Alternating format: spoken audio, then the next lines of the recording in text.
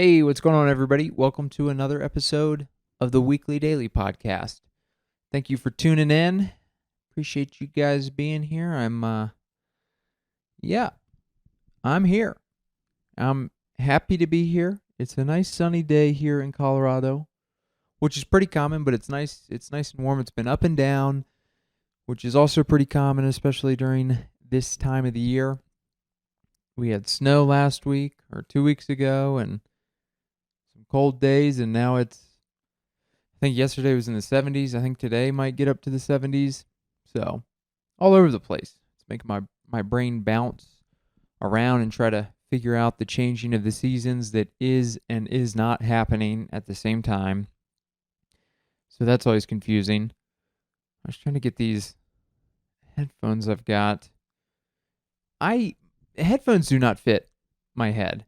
A lot of stuff doesn't fit my head. Hats don't fit my head. Headphones don't fit my ears, I guess, specifically. I guess those are the main things. What else do you put on your head? You can put a bunch of stuff on your head, I guess, but hats and headphones, glasses, I think these are adult size that I'm wearing at the moment, and they seem to fit okay. But yeah, a lot of stuff. I used to swim, put the swim cap on. Swim caps, that's like a good, if you guys aren't familiar, swim caps like that rubber cap that you put over, you've probably seen them. That's like a good indicator of your true facial beauty. Meaning, if you take the hair out of it and you're just looking, it really, swim cap goes on, and then you really get the perfect look at what does your face actually look like? Facial features. Is it attractive? Or is it just the hair that's necessary is it just the hair that's making you attractive? Or is it just we judge people based on the entire package, which might be the case as well. But I'll tell you what, when a swim cap goes on my head, not much facial beauty. I'm gonna be honest with you guys. It's more of it's less beauty and more freakish is what it looks like. I have a tiny head. When you cover the hair and get everything tight, you just see pale face and big lips. And teach their own. Maybe that's your thing. And if it is your thing, good for you, okay? Because beauty is in the heart of the beholder. That's a phrase, some people say. Anyways, these headphones, this is why I have to, there's very special headphones I have to like wear when I run and I listen to music or podcasts or stuff. Because these wired ones, I never understood how people, I'm pretty sure these are the same design. If you're not watching the video, these are just like a wired Apple, just the generic ones I think you get if you buy like an iPhone, or like the $20 Apple ones that are wired, whatever. But I'm pretty sure the design of these are the same as the AirPods, even though obviously these are wired. AirPods are wireless, but these do not stay in my ear. Who's got these ears that these are for? I mean, I'm pretty sure a lot of people run with them and they stay in there, but they just don't. I don't understand the design. I need something that you like stick in there and then you crank it 90 degrees to really just get in there. And then, then you can't hear it that well because you've jammed something in your ear, but at least you're like, it's probably not going to fall out in the next 5 minutes, which is very obnoxious. As I'm not running, I am sitting on a couch. And when you're sitting on a couch and your ear still can't hang on to that headphone without letting it slip out, that's a problem. People don't talk about ears enough, but I like to get into the real topics here on the Weekly Daily Podcast. And ears are a subject that don't come up enough, okay? We hear with them, one of our 5 senses. We hear a lot, we hear stuff. We feel, if you touch your ear, that's a second sense on your hearing sense That didn't make sense. But you hear with them, you can feel them. They hold your glasses up. They hold, whatever else up. Aesthetically, they're nice. Usually, everybody's got different ears. Some smaller, some bigger. Cauliflower ear, not that aesthetically pleasing, but cauliflower ear better than no ear. If you've got no ear, people don't like that. If you just had a hole in the side of your head that you heard stuff from, I don't think people would like that. Matter of fact, I know people wouldn't like that. They've got character. I'm pretty sure Voldemort. Did he have ears? I think he just had holes in the side of his head. And kind of the same thing for... I don't know. I haven't watched the last... I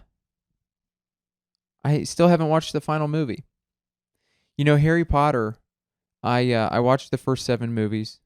I read the first 6 books. I never read the last book, which, I just like to ruin a good ending. That's apparently what I like to do. I remember reading the 6th book when I was a lifeguard, and I just didn't ever move on to the 7th because I was going back to college, and I was like, if you want to be cool in college, you can't read Harry Potter. In order to be cool, you just tell people you don't read. I'm pretty sure that's how cool kids respond to education. They're just like, I don't do it. We're all in college. We're all spending money here, but I don't do it. That's not what I said. I just didn't read much. Anyways, I never watched the final Harry Potter. And I remember I bought the set. I bought all the movies as a gift. This is funny story. I bought all of them as a gift for my college girlfriend. And she broke up with me before it got to Christmas. And I just kept that gift wrapped with a note in my closet for the next 2 years until I moved out of that house.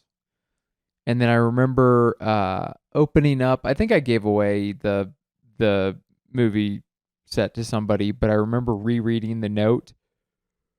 And boy, let me tell you what. Never reread because first off, it wasn't even it wasn't just your typical love letter. We were on, I think we were on a break. So this was a desperate love letter. I want you back letter. And, man, when you reread that 2 years in the future, you're like, golly, what kind of mental state were you in? And I remember that mental state very well. It was not a good one. Okay. That's just life. You have your ups and downs. These last couple weeks, I've felt very tired a lot.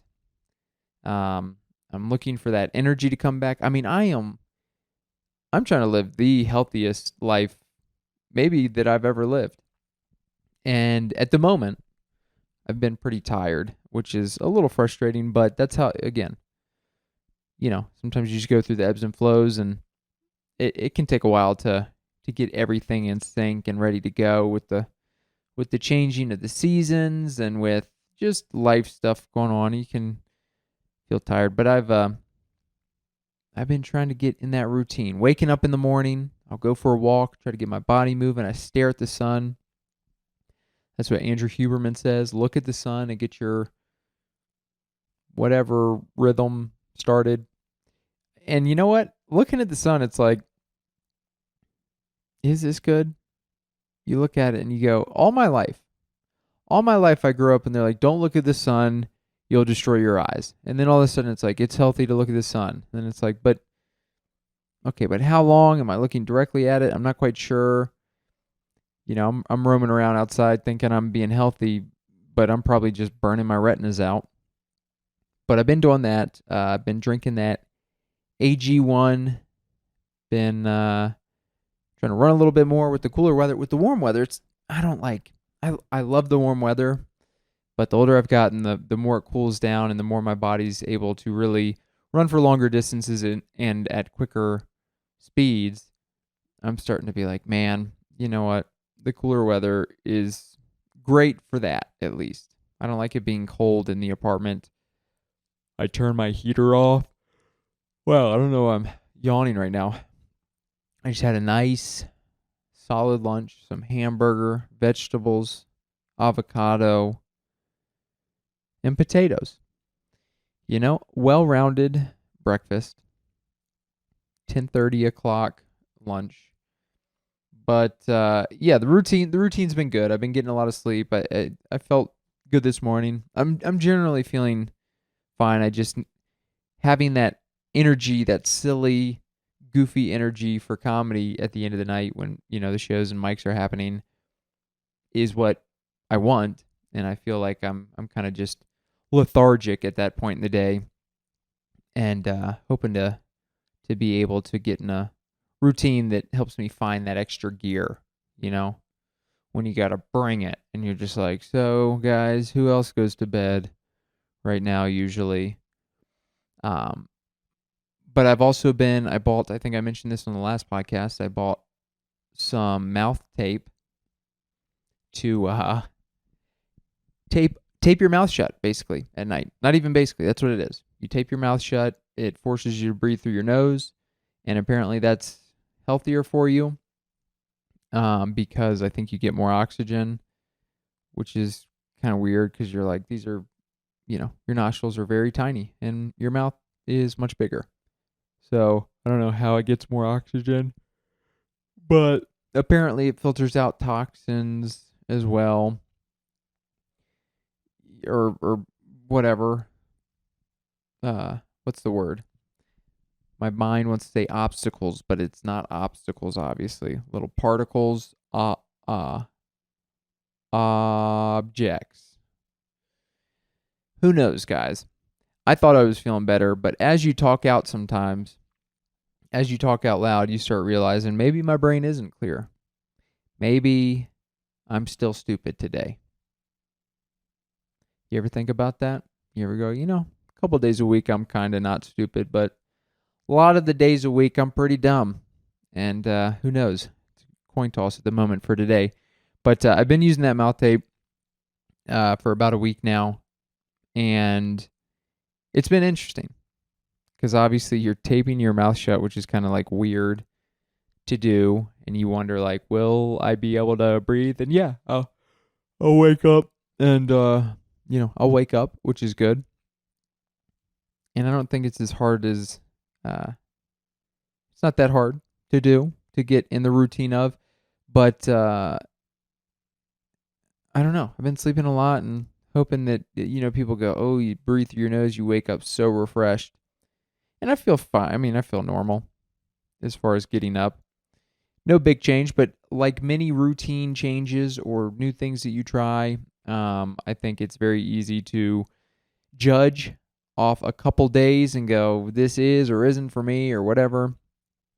I think a little bit more long-term approach, whether that's exercise, diet, mouth tape, AG1, whatever it is. I'm gonna give it a good go, and we'll see what happens. But with that said, it's been a fun last week. A lot of stuff going on. Been real busy, which has been good. I feel like a broken record, but it's a good broken record thing to say, being busy. Just with life in general, but especially with comedy. This last weekend was, I guess 2 weekends ago by the time this comes out, but Nate Bargatze, one of my favorite comedians, he was on Saturday Night Live, which was fun. I don't watch a lot of Saturday Night Live. I was talking to a buddy recently about Saturday Night Live, and he was asking me if growing up, that was like part of my weekend routine, staying up late on Saturday to watch Saturday Night Live, and it never was. Honestly, I don't know if I ever watched Saturday Night Live ever until just YouTube like reruns or montage compilations on YouTube. So we're talking about by the time I'm in college and after that. So it was never a big part of my life. I mean, I certainly remember, I think in college, watching like montages of Will Ferrell and Jimmy Fallon and Chris Farley, David Spade, kind of that class of people who were in Saturday Night Live, and that was a very funny period. I definitely enjoy. I feel like that was probably the funniest period. One of them. I mean, back in the day, they had a bunch of very talented people, and I'm sure they still do today. But I just never. It was never part of my routine. Never remember watching it as a kid, so it's not something that was like grandfathered in to where nowadays I'm still like watching it occasionally. I like never watch it. To be fair, I don't. I mean, I don't watch TV. At least cable. I'll watch, some of the streaming stuff or whatever, but I'm pretty out of the loop if it comes to cable. I'm always surprised that cable is like still around. Like some of these rehashed same idea but a different show that's just this hacky, drawn out celebrity host and celebrity panel for some stupid game show, and I guess people are tuning in and I'm like, who's tuning in? Who's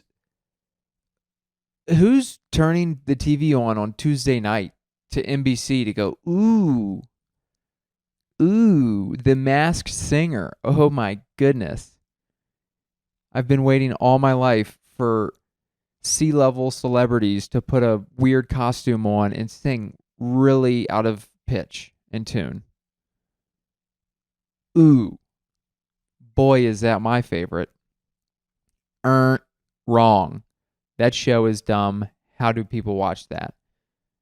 It's like they get these massive crowds and celebrity panel. You're like, what are you doing? Dude, ever since these streaming services came out, which there's a million of them, they have so many unbelievably good shows, movies, documentaries, anything you want. And people are like, no, I'd like to see Caitlyn Jenner dressed as a chicken sing as bad as a person could sing. To each their own, I guess. Not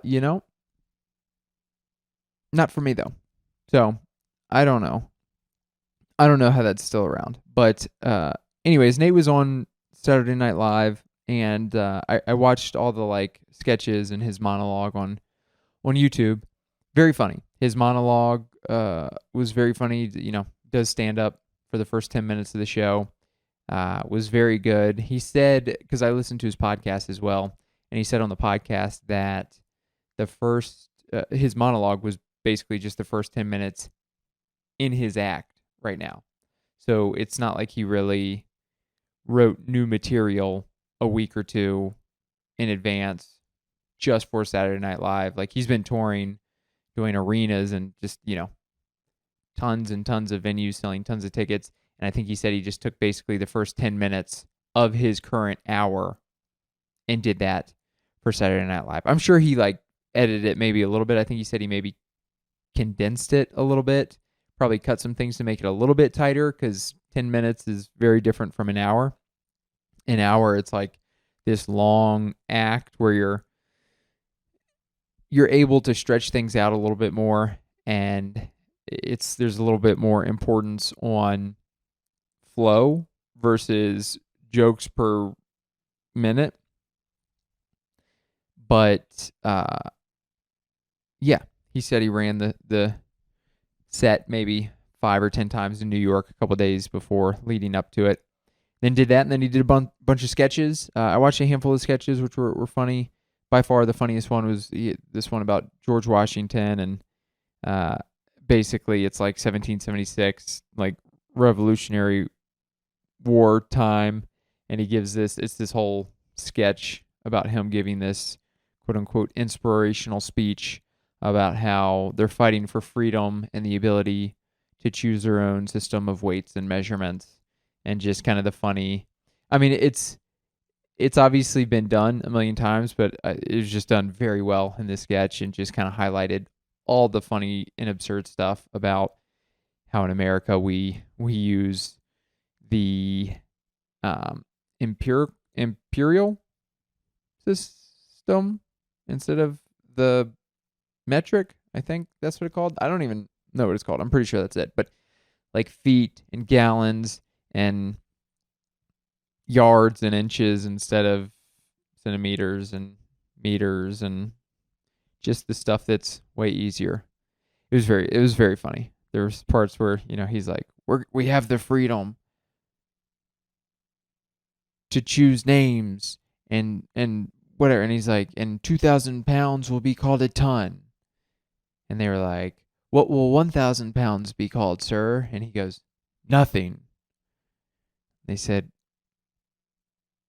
well, it seems like there should be a name for something that's 1,000 pounds. And he goes, and yet there will not be. Just watch the sketch if you haven't seen it. I don't know why I tried to recreate that in the hopes of getting a laugh there, but pretty sure that wasn't funny via a podcast setting. But look it up. It's very funny if you haven't seen it. If you all enjoy comedy at all and haven't heard of Nate Bargatze, which I'm sure you have, check him out. Very funny. My favorite comedian. One of my favorite, probably my favorite. Which, funny enough, a lot of times, not just for comedy, but for anything, a lot of times you discover things, you kind of hop on the bandwagon, as people call it, later on stuff, just because you don't discover this person until maybe they get bigger. Or whether it doesn't have to be a person, it can be a sports team, like maybe they're not front of mind until they're winning in your city, and then you're like, oh, maybe I should like go to some games and like be more involved with the sports team of my city, and then you kind of hop on the bandwagon as they're big. Or music, same thing. Like, there's so many bands out there. There's so much music. Like, a lot of times you don't discover a band until they have like this hit song that is more mainstream, and that's how you hear it for the first time. And then from that you discover the other stuff. So you're seen as like jumping on the bandwagon. So you could say that for a million things, for clothing, fashion, for a million. Like, a lot of times you don't discover it until it's already on the rise. And funny enough, with Nate Bargatze, I don't know. I don't think this is going to sound pretentious. It's certainly not meant to be pretentious. I don't even know why I made that comment, because it's probably not pretentious at all. But he's one of the comedians that I remember discovering very early, back in probably 2013, 2014. There were clips there's a club in California called Laugh Factory. It's also in Chicago, but I'm pretty sure this specific one was in California. And their YouTube channel would put out, they were kind of, I think, one of the early adopters of like clips. Nowadays there's all the social media reels and clips and all that. But they were doing this on YouTube, and they would do like jokes. So it wouldn't be 30 seconds or 60 seconds. It would be, maybe anywhere from a minute to 5 minutes, maybe a little bit longer, but usually a couple minutes long. And they would just post different comedians. And I remember watching that a lot and discovering a lot of comics that I didn't know about, or seeing some comics, that maybe I knew about, mainly from just the few comedy things I saw before that time frame, where there were a handful of shows that comedians had. So maybe some of that. The Blue Collar Comedy Tour, I remember seeing some Comedy Central specials. And then there was Live at Gotham, which was like a showcase style, like 5 or 6 comics per hour, and they're each doing like 10 minutes. And I'd kind of discover people that way. And also, I think at that point, Pandora and some of these other, I think Pandora was probably the main one at that point, like 2012, 13, 14, would listen to a lot of comedy channels. So would hear people that way as well. I don't remember hearing Nate at that point, which he probably would have been on there because he's a clean comedian. That's what a lot of those channels look for. But also, I don't think he had an album out yet. I think the album that I bought of his, that I originally started this tangent on, was 2013, 2014. I saw those clips from Laugh Factory, and then because of that, I bought his album, Yelled At by a Clown, which I think was his first album. And I remember just loving it. Yeah, that's a comedian I remember sharing with a lot of coworkers and probably family members and people that I knew, like, you have to watch this. You have to, like, when you see something super funny, I mean, we all do this. I don't know why I'm even saying this, as if like, have you ever had this revelation? But when there's something really funny or really interesting or whatever, you want to share it. And obviously now it's easier than ever with social media to just push stuff, like share it, send a DM, send a link.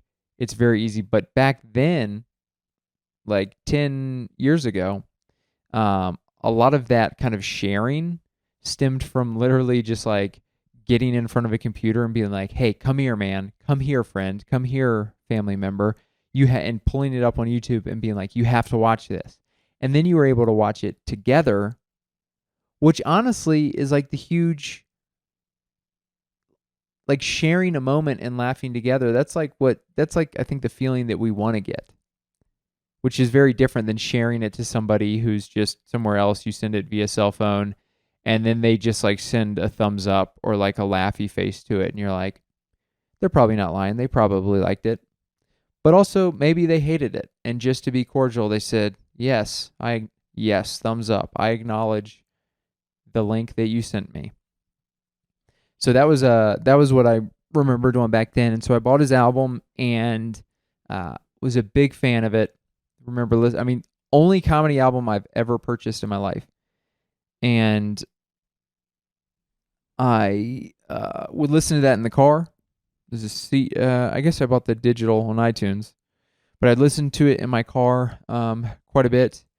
And I guess he came out with like an hour on Comedy Central, which had some of the same material. Saw that as well. I mean, very funny.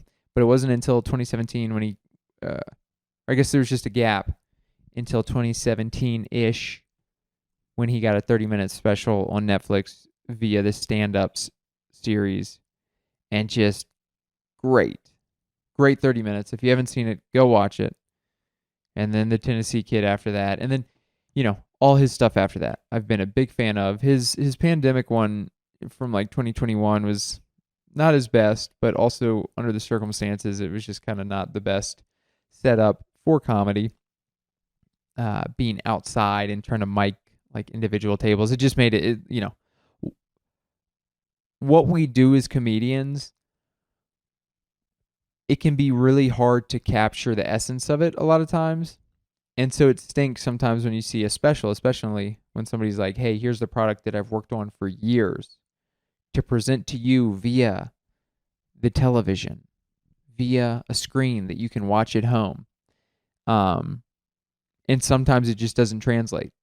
Whether that specific show isn't that good or maybe it's the setting. Like at the end of the day, most of what we're doing is like these small, tight rooms where you have 30 to 300 people jammed into a space and you're like connecting with people. And then on the level above that, which is obviously where Nate is and a lot of big comedians are now, when you get to theaters and arenas, it's also way bigger. So it's obviously not intimate like those small spaces, but you're still able to get big laughs and have a good time, which is very different from, like if you're doing an outdoor show where everybody sitting down has masks on, and it's just like, it's really tough to capture the essence of what he's doing in a setting that's not typically where he's at.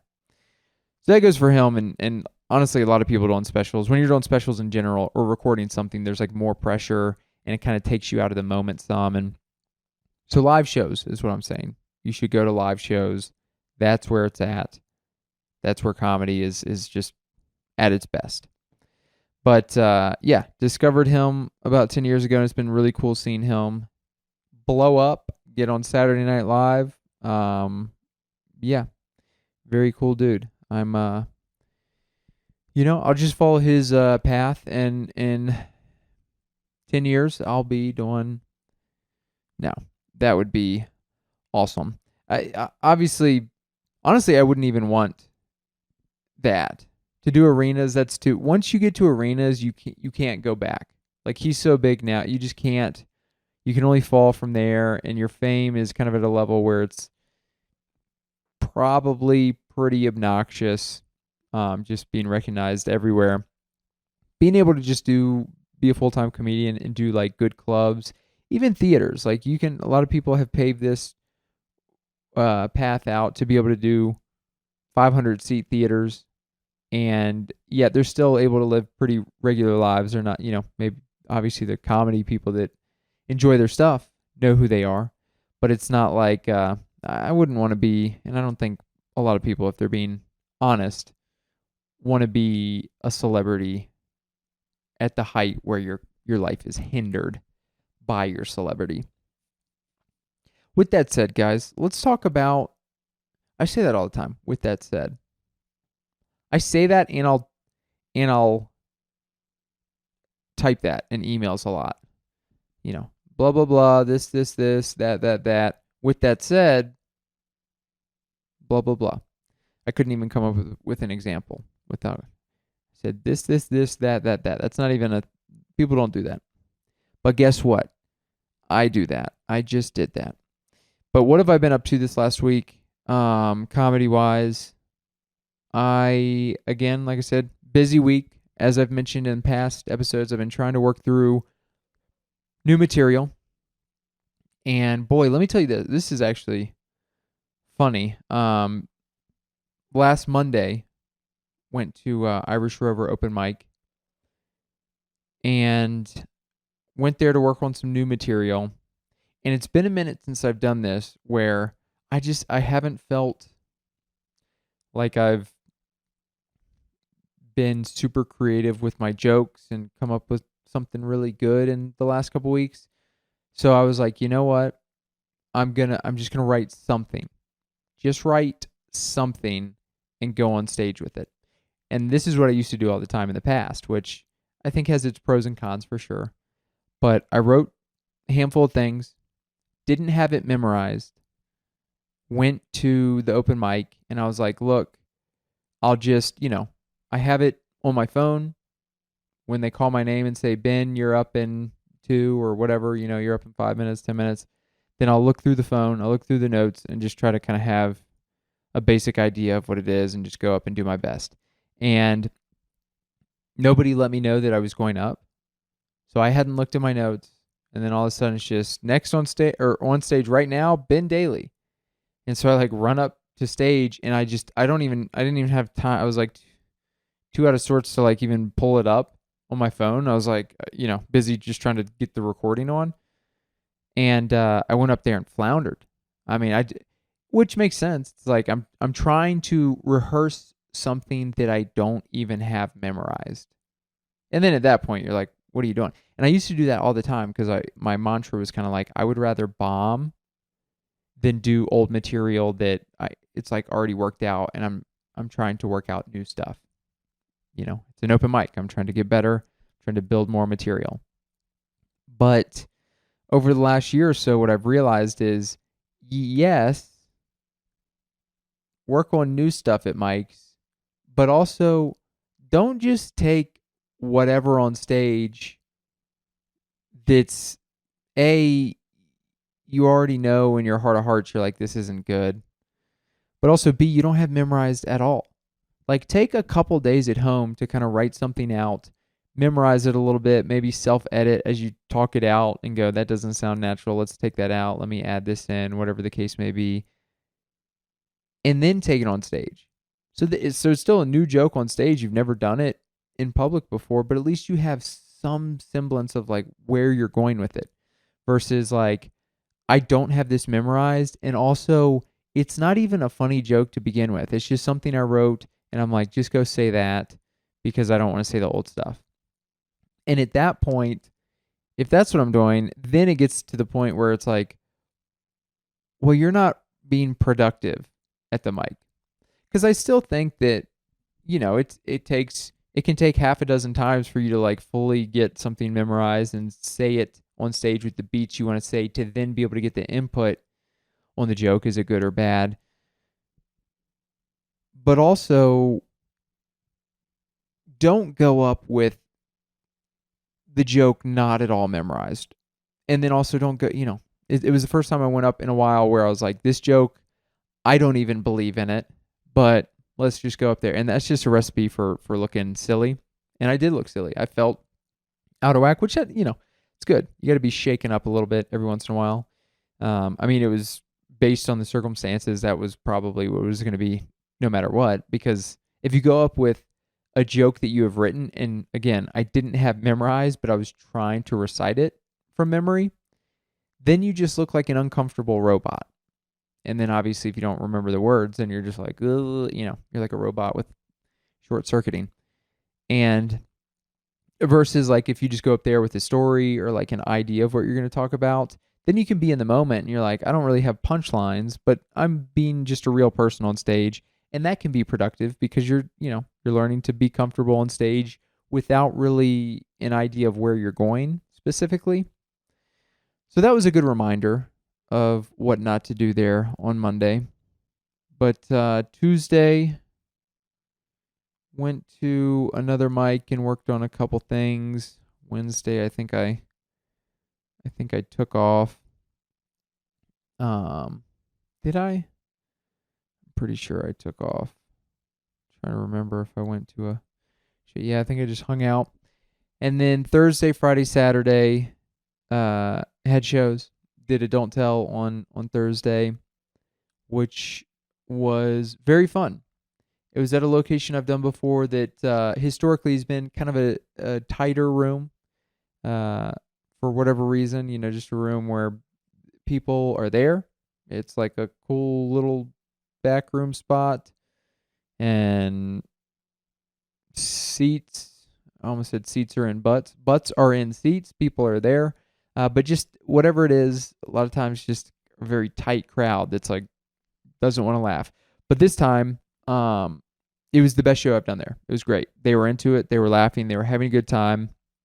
I was hosting, so it's always nice, as the host, they're going to be probably tighter up top, and your job is to try to, get them on board and loosen them up as much as possible before handing it off to the next comic. So it felt good to have them on board throughout my set. Just right away, you're like, oh, yes, they're here to have fun. So that was a very fun show. Had a good time there. Tried out a new joke. That joke that I was basically on Monday, the open mic that I said I went to that I kind of fumbled through and did not do well. There was like one little paragraph piece of the couple jokes that I was planning on doing that I was actually excited about. All the rest was just kind of filler, dumb stuff. But I ended up doing that little piece at the show during my host set on Thursday, and it hit. And I was like, yes. So that felt good because honestly, that's a brand new thing that I've written. And like I said, feel like I'm in a little bit of a creative funk as far as not getting a lot of jokes that are good out of my brain in the last few months. I mean, I've been working on a lot of stuff that's stories. I've got a lot of stuff that's been good or decent, but just feel, creatively lacking. So that was nice to have that work. I'll probably expand on that a little bit. It's about aliens. I've talked about aliens ad nauseum on here, but just basically watched, like a Netflix series, and I've watched a bunch of videos and just books, all this stuff talking about aliens. And so talking about that a little bit. So that was Thursday. That was very fun. Oh, I forgot. Thursday night, I had 2 shows. So I hosted that show and then had a late show at Wide Right. A show called Tonight at Wide Right with Jake Cameron, a show that Jake, local comic, runs. And it was like three comics were on there, and basically we all did a set, and then we got interviewed by Jake. So it was kind of like a late night setup where you do a set, and then you get interviewed. So did, like an 8 to 10 minute set, and then the interview. And I did new stuff for that show. It felt really cool to do. I think I did the alien joke there too, and then the joke about clogging a toilet in high school, which is like a long story. So it was cool to be able to do all that in kind of a show setting. And then the interview was fun, just bantering back and forth with Jake. That felt good. It always feels good to, I'm hosting a lot more nowadays, which is awesome. I feel like I'm getting better, and I look forward to continuing to get better as a host. Just in the sense of I would love to be a better host, the best host I can be. And also, I think it helps translate to just being a better comic in general. So when you do a bunch of hosting, I think as long as you're not like shutting off the creative side of things, like I said, where it's like if you're hosting but not writing any new jokes and stuff, then maybe you aren't growing completely as a comic. You can feel kind of stagnant, but that's not what I'm doing. But if you're hosting a lot, um, it's like even better sometimes when you do these spot, like you do the host spot, and then you're like, all right, it's a selfless job. I'm trying to set the show up for the others. And then when you get to actually do other spots, you just feel so loose and you're like, oh, there's no responsibility on me to check people in, to start the show up, whatever. And so that was very nice to do. Oh, I forgot Wednesday, I did have a show. I did a show at the Alamo Draft House. Did like 20 minutes for a show there, which was very fun as well. I mean, it was probably like 12, maybe 15 people. It was a smaller crowd, but they were all there to watch comedy. They were all into it. Getting to do a little bit longer set was fun. Forgot about that. Yeah, that was very fun. So did that Wednesday. Did the 2 shows Thursday. Friday was at Denver Comedy Underground, an independent club here in Denver. Very fun club. Did a couple shorter spots there on, they have 2 shows. So like an early show, like a 8 o'clock and a 8 o'clock and 10 o'clock. So did sets there. First show was great. Second show was also very fun. Yeah, can't complain. It was a very good time. If you've never been there, definitely a spot to check out. It's like a basement, 150 person room if you're crammed full. They're doing a lot of fun, good things there. I mean, they're really putting in the time and the effort in the work to, I mean, it's always been good. Since it started, I mean, it's been known around Denver as like very good crowds, very good spot. But they just keep adding to like little features that go a long way. Like they've got the camera set up and audio set up so you can get your tapes. They've got I mean, everything they're doing as far as like free pizza, free drink for the ticket holders is, I think, going a long way to create an atmosphere to get people there and like drinking and eating and excited and kind of like builds this vibe that I think creates like a comfortable room, and then people are just laughing right away and there to have a good time. They've got like a clock, which this is a very basic thing, but a lot of places don't have this. But a clock that counts up instead of like lighting you a minute before the end of your set. It's like, hey, the clock is there. Watch it as it goes up, and then get off. Be professional. Get off when your time is up. So that was very fun. Did that Friday night. 2 shows there. Then Saturday night, I did another Don't Tell show, which was also very fun. It was in Centennial, and it was great. I mean, it was sold out. It was packed out. Hosted that one as well. Good crowd. The lineup was great. A lot of close buddies in the scene. Very fun show. Cool to see them just crush as well. So it was a lot of fun. Then yucked it up with another fellow comic in the scene after the show for a while, which is always nice. It's, the more we do, the less and less of like the hang is around, because the open mic scene, you start out and you're just hanging out with all your buddies. You see them every night, a lot of times, multiple times a night. You're just talking every night. And then the more momentum you get, you start getting filled out with gigs and opportunities and things like that, which is awesome. But then so are all your kind of friends that you started with. So you're like all doing different things at the same time. So it's a lot less of long form conversations than in the beginning, which, that's a very fun element of it, the community. So it's fun hanging out, talking to a good buddy in the scene who's just a very nice guy, and love chatting with him any chance I get. It was funny. We were chatting in the parking lot afterwards, and it was like, it was probably like 10:30, and these teenagers came. I mean, it's 10:30 on Saturday in the suburbs, so it's the parking lot of this like strip mall area. It's not. There's not many people there, but this car of teenagers comes flying down, and there's like a 90-degree turn, and they like barely made it around. And I guess the owner of this business was outside, and he yelled at them to like slow down. And I don't know what their deal was, but they like wrapped around, and there was like this 15-minute encounter where they would wrap around and taunt the business owner, and the owner would kind of like walk toward them like, come on, come at me. And then they would drive off, and they'd circle around the parking lot and come back, and like they were just taunting him from a distance of 20, 30 feet. So he would start walking toward their car, and then they'd drive off and come back. And then I'm just talking to my buddy at that point, and we're literally like right in the middle. Like they keep like circling around where we are, just coincidentally.